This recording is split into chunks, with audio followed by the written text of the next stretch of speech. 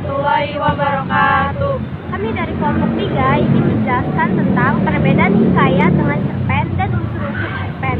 Perbedaan hikayat dengan cerpen akan dijelaskan oleh Maulani Suci dan unsur-unsur cerpen akan dijelaskan oleh saya, Anissa Nurulzana dan Sawa Mumtazah. Perbedaan hikayat dan cerpen ialah hikayat merupakan sebuah prosa yang dimana mengisahkan tokoh-tokoh yang hidup di suatu kerajaan seperti raja, permaisuri, undang-undang, biografi, sejarah, dan lain-lainnya. Sedangkan cerpen ialah merupakan sebuah prosa pendek yang panjang ceritanya ditulis tidak lebih dari 5.000 kata.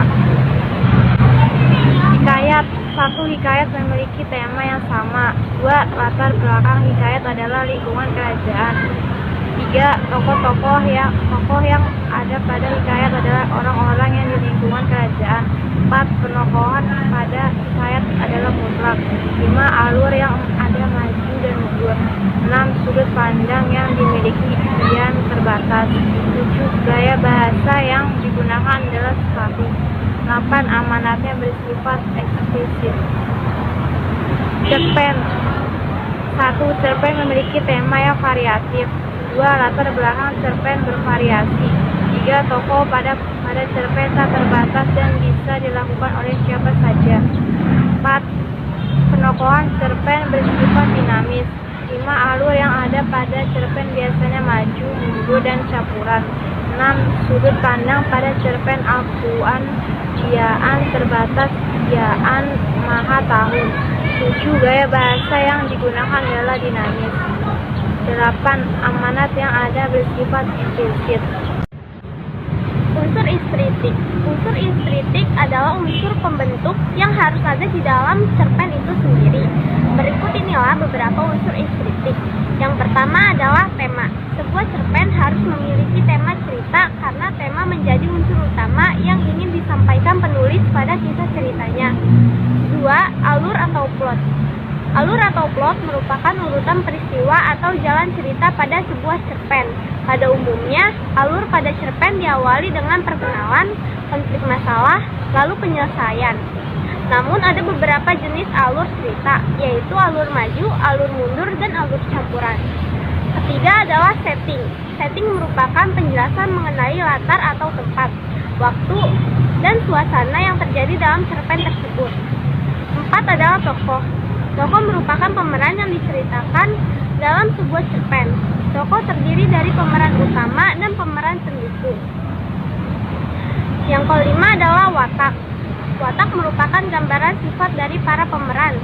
Watak terdiri dari 3 jenis, yaitu protagonis atau baik, antagonis atau jahat, dan netral.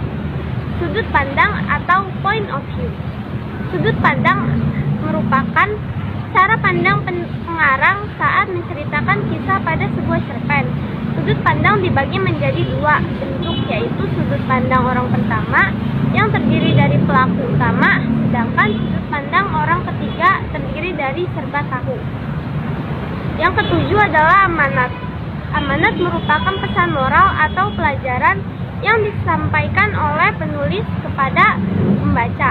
Pesan moral yang disampaikan biasanya dalam bentuk tersirat maupun tersurat. Berikut inilah beberapa unsur eksplisit pada sebuah cerpen. 1. Terdapat latar belakang dari pengarang. Biasanya latar belakang pada kisah cerpen berasal dari pengalaman pribadi pengarangnya. Namun tak jarang jika pengarang mengambil cerita dari kisah orang lain. 2. Terdapat latar belakang dari masyarakat. Latar belakang dari masyarakat ini akan membantu berlangsungnya jalan cerita. Biasanya juga mempengaruhi isi ceritanya juga. 3. Terdapat biografi yang memaparkan biodata, riwayat hidup, dan pengalaman secara seluruh dan lengkap dari pengarangnya. 4. Terdapat aliran sastra yang mempengaruhi gaya bahasa yang digunakan oleh penulis saat menyampaikan ceritanya. 5. Terdapat kondisi psikologis berupa keadaan senang, sedih, suka, dan luka yang mempengaruhi mood penulis saat membuat sebuah cerita pendek. Sekian dari kami, kurang lebihnya mohon maaf. Wassalamualaikum warahmatullahi wabarakatuh.